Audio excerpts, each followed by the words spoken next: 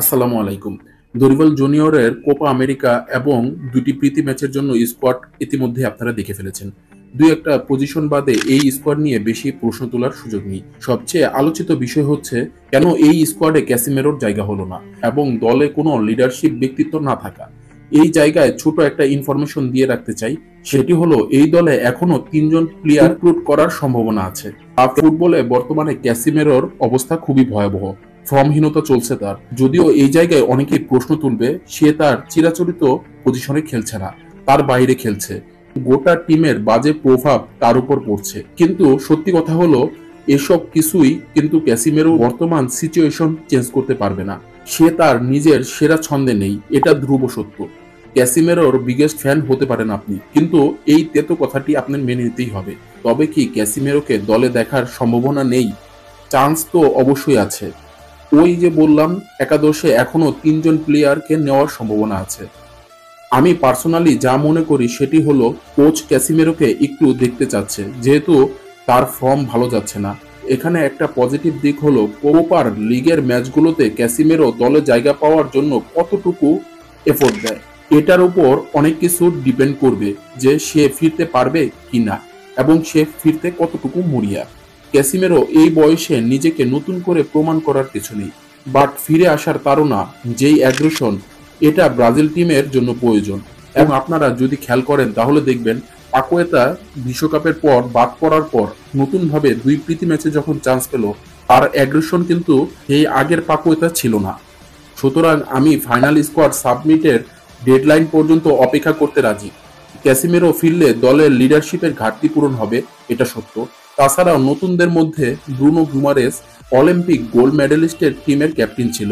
মার্কুনহোস, দানিলো aggressive না হলেও এরা মোটামুটি ইউরোপের টপ ৫ লিগের টপ ২টো টিমের ক্যাপ্টেন। ক্যাপ্টেন হিসেবে এরা যেমনই হোক, অন্তত তাদের থেকে ভালো সার্ভিস পাওয়া সম্ভব। গোলকিপিং পজিশন নিয়েও কিছু কথা থাকতে পারে। আমার মনে হয় না এখানে বেশি আলোচনা হবে। ওয়ার্ল্ডের বেস্ট ২টা গোলকিপার রয়েছে ব্রাজিলের, এবং ইয়াংদের মধ্যে সবচেয়ে পোটেনশিয়াল গোলকিপার বেন্তো রয়েছে। এখানে অনেকেই এলিসন এডারসনকে বাদ দেওয়ার মতো আজগবি কথা বলবে, বাট আপনাদের এটা মনে করিয়ে দিতে চাই ওয়ার্ল্ডের ক্রেজিয়েস্ট ২টি মাস্টার টেকনিশিয়ানের ফার্স্ট চয়েস গোলকিপার এরা, এবং ওয়ার্ল্ডের বেস্ট ২টো টিমেও খেলে। যদি তারা গোলকিপার পজিশনে ভালো না হতো তাহলে লিভারপুল, ম্যান সিটিতে পেপ গার্দিওলা এবং ইয়াং ক্লোপের মতো গ্রেট কোচের অধীনে একাদশে তো দূরের কথা, ব্রেঞ্চেও জায়গা হতো না। সাদাফ শেখ কমেন্ট করেছে, ভাই ফাব্রিসিও ব্রুনোকে কোপা আমেরিকাতে মিস করব। জি ভাই, ঠিক বলেছেন। এমডি টিটো কমেন্ট করেছে, আসসালামু আলাইকুম ভাই, কেমন আছেন? ওয়ালাইকুম আসসালাম, আলহামদুলিল্লাহ। অনেকদিন পর কমেন্ট করলাম, ক্যাসিমেরোকে কেন নেওয়া হলো না জানাবেন ভাই, এই নিয়ে এই ভিডিওতে আলোচনা করা হয়েছে, ধন্যবাদ। খালেদ আহমেদ কমেন্ট করেছে, আসসালামু আলাইকুম ভাই। ওয়ালাইকুম আসসালাম।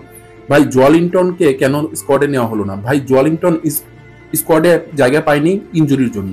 নেইমার জুনিয়র লাভার আইডি থেকে কমেন্ট করেছে, ভাই নেইমারকে ২-৩ সপ্তাহ সময় দিতে চেয়েছিল, তাও না দিয়ে তাকে বাদ দিল কেন? ভাই বাস্তবতা এটাই, ২-৩ সপ্তাহ সময় দিলেও নেইমার পরিপূর্ণ ফিট থাকতো না। আর নেইমার পরিপূর্ণ ফিট না থাকলে তার থেকে ভালো সার্ভিসটা আপনারা পেতেন না। নাবিল কমেন্ট করেছে, ভাই এখন যদি কোপা আমেরিকার আগে নেইমার ফিট হয় তাহলে কি স্কোয়াডে জায়গা হবে? ভাই সম্ভাবনা খুব কম। কৃষ্ণ তালুকদার কমেন্ট করেছে, ২৩ না ২৬ জনের স্কোয়াড না ঘোষণা করার কথা ছিল কোপা আমেরিকার জন্য? জি ভাই, এখন পর্যন্ত ৩ জন নতুন ডাকা হতে পারে। ফরহাদ রেজা কমেন্ট করেছে, এভালিনসনকে না রেখে জো পেদ্রো কিংবা ম্যাথিউস কুনহাকে রাখলে ভালো হতো। না ভাই, এভালিনসনের পারফরমেন্স এখন দুর্দান্ত।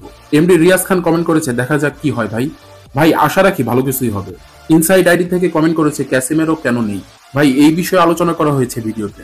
এমডি মোফাজ্জল শ্রাবণ কমেন্ট করেছে, ভাই ক্যাসিমেরো চান্স পেল না কেন জানাবেন, আর রিচার্লিসন জেজুস কেন চান্স পেল না? ভাই রিচার্লিসন আর জেজুস তো চান্স পাবে না, এটাই স্বাভাবিক। আর ক্যাসিমেরোর কথা ভিডিওতে আলোচনা করা হয়েছে। এমডি আব্দুল কাদের জিলানি ভাই কমেন্ট করেছে, ভাই ক্যাসিমেরো আর রিচার্লিসন নাই, শুনে খুব খারাপ লাগলো। ভাই রিচার্লিসন তো চান্স পাবে না, এটা তো বাস্তবতা, কিন্তু ক্যাসিমেরোর এখনো একটা সুযোগ আছে। সালমান আহমেদ ভাই কমেন্ট করেছে, ভাই কেমন আছেন? আলহামদুলিল্লাহ। বর্তমান স্কোয়াড ঘোষণা করা হয়েছে, সেই স্কোয়াড আপনার মতামত জানতে চাই। ভাই আমার কাছে স্কোয়াড মোটামুটি ভালোই লেগেছে, খারাপ লাগেনি। জাহিদ সর্দার কমেন্ট করেছে, ক্যাসিমেরো কেন নেই? ভাই এই বিষয়ে আলোচনা করা হয়েছে ভিডিওতে, ধন্যবাদ। সাব্বির জুনিয়র কমেন্ট করেছে, ভাই ২৬ জন এর ঘোষণা করার কথা ছিল। ভাই ২৬ জনের ঘোষণা করার কথা ছিল, ২৩ জন ঘোষণা করা হয়েছে এবং ৩ জন এখনো নেওয়া বাকি রয়েছে।